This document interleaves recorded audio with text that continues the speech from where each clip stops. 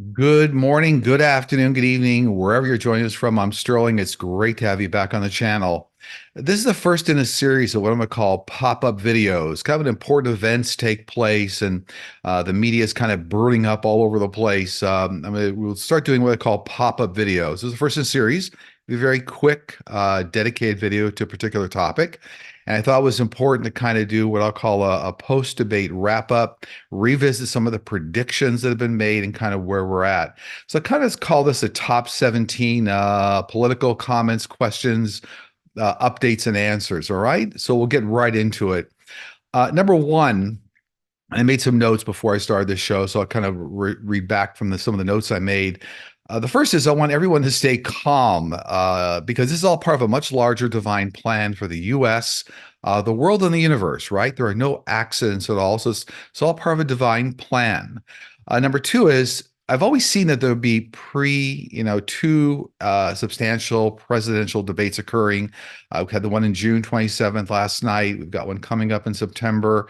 But I always saw, and we've covered this on many shows, that the first debate would be classified as a draw for many, many reasons, right? No one party being able to declare being a winner, be a draw for many, many factors. Number three, Biden was in fact feeling ill last night. So it wasn't COVID, but really feeling ill. And, it kind of looks like a flu acquired through to, a lot of visitations, a lot of travel, a lot of exhaustion. Looks like a bit of a flu bug, right? So he was ill last night, kind of not at his best performance, all right? Number four is important to note. I've always seen Biden will still actually be the nominee and win the presidential election in November 2024 by majority of the electoral college votes and popular votes. I still see him being the winner. Number five, just to reaffirm, I still see Biden will complete his full 4-year term. So don't see death, that kind of a thing. He will complete the next 4-year term. Number six, just as predicted, actually, like 4 years ago now, we'll post the references to the shows. My team had said that they saw the Democratic Party taking a very, as a critical look or a more involved look, let's say, at the running mate combination with Biden, because if people were concerned, let's say, about health or some other reason, then obviously the running mate becomes a big concern. And I've always seen that voters will take a critical look now at the running mate. And for a number of important reasons, the Democratic Party is actually going to start to look at a different running mate for vice president. Number seven, this means for me that Kamala Harris will likely move into a new Supreme Court judge position. I think she'll really welcome that change, but I do see that taking place. So all this kind of for me, going back 4 years ago, I saw that for some reason the Democratic Party was going to take a real good or another look at a running mate combination for Biden, and it looks like this is now we're kind of on top of that time frame where that's being looked at. It looks to me, by the way, the running mate will be a man. It'll be a male, is what looks like is coming up here. So I see a lot of discussion behind the scenes there. Number eight, there will still be another debate in September 2024 between Biden and 45. I know there's still some conversation. Will the next debate occur? My team is saying actually it will still take place. Number nine, just kind of to reiterate again here, I do see two presidential debates between Biden and 45, but neither candidate, whether it's 45 or Biden, will be taken out by stroke, death, sickness, walking off the stage, jail, prison, taking away their passport. I do see that the two debates will occur, and also that 45 and Biden will in fact be, the party nominees, go through the entire election process. Number 10, I do not see 45 identifying a running mate very soon here, very soon. I do not see that because it looks like he's going to try to straddle a number of like VP selections and try to play all sides of the fence to figure out, who could give him the most, bang for the buck, so to speak.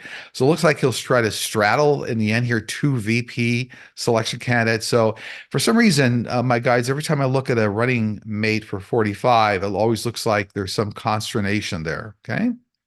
Number 11, I do not see Nikki Haley becoming a candidate in the 2024 election process going forward, kind of in any sense of the matter. I don't see her throwing her hat in the ring, becoming a running mate.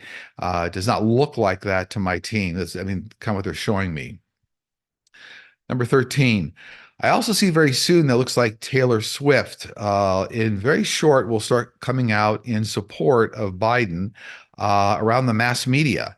So this is something that, I've seen coming now for at least a year, and it's just starting to trickle out now. So it looks like Taylor Swift will come out in support of Biden in the media.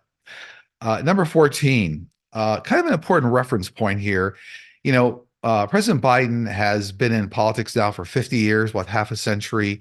He's always, no matter what happened, got up and kind of lived to fight again. So this is all part, he has a real, constitution, so to speak, of getting up and fighting again. That will take place here again. So kind of not to worry about that.